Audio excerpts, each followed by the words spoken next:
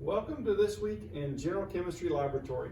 This week we're going to do a determination of delta H of reaction. So we're going to revisit the Q equations, and to do this we're going to prepare our solutions. We're going to build our own calorimeter, and then we're going to calculate the enthalpy of formation from the reaction in your calorimeter. And then we're going to calculate that to compare with it. All right. So just a reminder of this equation. So Q, right, heat equals mass of the substance times the specific heat of the substance times the change in temperature of the substance. Temperature final minus initial, delta T. And so this equation we're going to use for today's lab.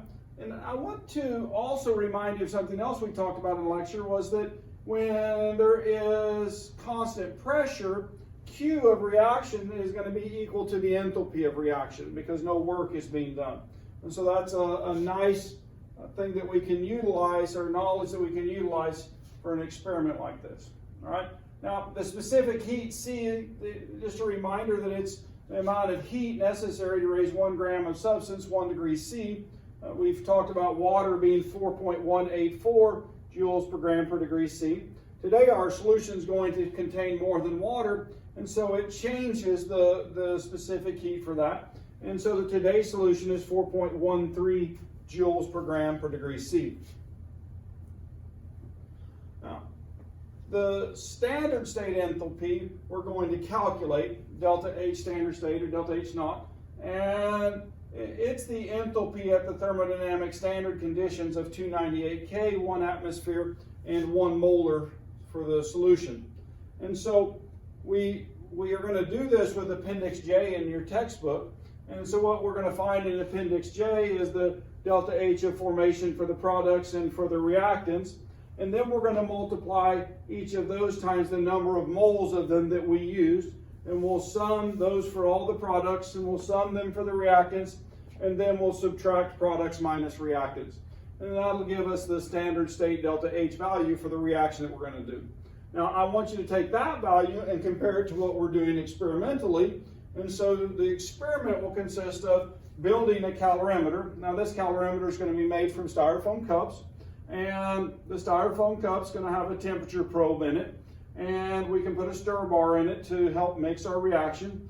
We'll put one solution in and get a temperature. It should be at room temperature. And then we'll put the second reactant in. And when we do that, there should be a temperature change based on the reaction. So we'll measure that temperature change.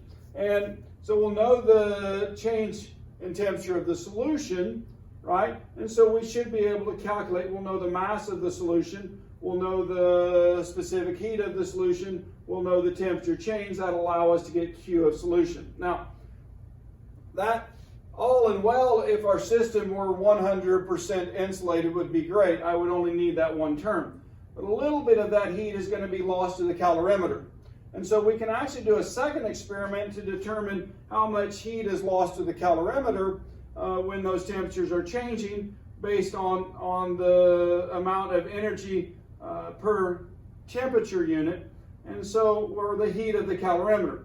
And so that heat of the calorimeter will determine experimentally so that we can utilize that in the expression to determine the total heat of reaction. So this is the relationship that we're going to use. All right. Now, so as I was saying, for the heat of the calorimeter, we'll put in hot water and we'll look at the temperature change, and the Q hot minus Q cold is the change in the heat of the calorimeter. And so in that experiment, Q lost from the water is negative Q gained by the calorimeter. And so once we determine that and the temperature change, then we can make our value for our own calorimeter, the C of the calorimeter, Q divided by delta T. And so just to explain that a little bit further.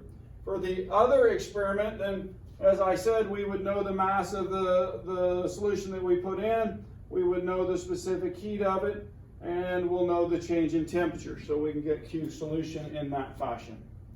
All right. If you want to see one of these, problems worked out. There's a very nice example on page 244 of your text, and so you can follow through when you're trying to set up your mathematics for this experiment. All right. Experiment-wise, don't touch chemicals, wear your safety glasses, all right? Clean up spills, those types of things. Don't leave messes for others. And here's some of the references used to develop this laboratory. Thank you for your time. Looking forward to seeing you in lab.